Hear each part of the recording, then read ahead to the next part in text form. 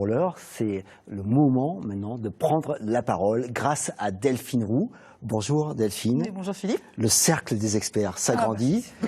Et je suis... Quel beau cercle aujourd'hui. Et je suis ravi de vous retrouver dans cette joyeuse bande. Vous viendrez chaque jour nous présenter une belle initiative citoyenne et solidaire. Tout à fait. Et on commence tout de suite. Et on commence tout de suite, Philippe, avec l'association Macaco. C'est une association basée à Limoges qui prend soin des autres. Et avec nous au téléphone, c'est Jean-Christophe Dupuis qui est vice-président de cette association. Il est également photographe. Bonjour Jean-Christophe. Bonjour. Merci d'être avec nous ce matin. Alors, je disais, vous êtes vice-présidente de cette association, l'association Macaco. Quelles sont les grandes missions de cette association ? Macaco a plusieurs buts, enfin a fait plusieurs actions. On a par exemple travaillé pour des groupements d'agriculteurs en leur aidant, en leur apportant une aide technique, du matériel, des conseils. Nous avons également construit une école au Burkina Faso. Nous avons fait des dons de livres scolaires à un collège. On a fait aussi des dons de matériel sportif avec le LABC de Limoges, par exemple, et puis Kilomètre 42, qui est une association de coureurs à pied. Voilà, nous sommes éclectiques dans nos actions.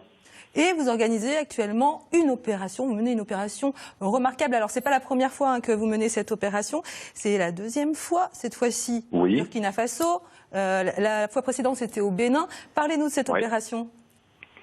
Bon, c'est une opération que l'on appelle l'opération Lunette.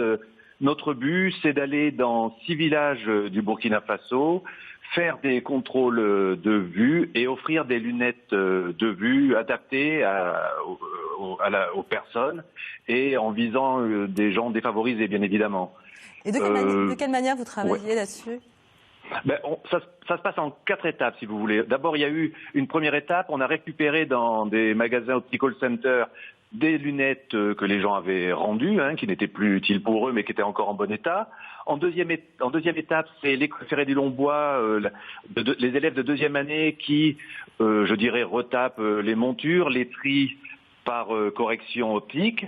Ensuite, en novembre, nous partons à des membres de l'association Macaco, un opticien d'Optical Center et un opticien indépendant, faire des contrôles de vue et donc offrir des lunettes aux gens adaptées à leur vue.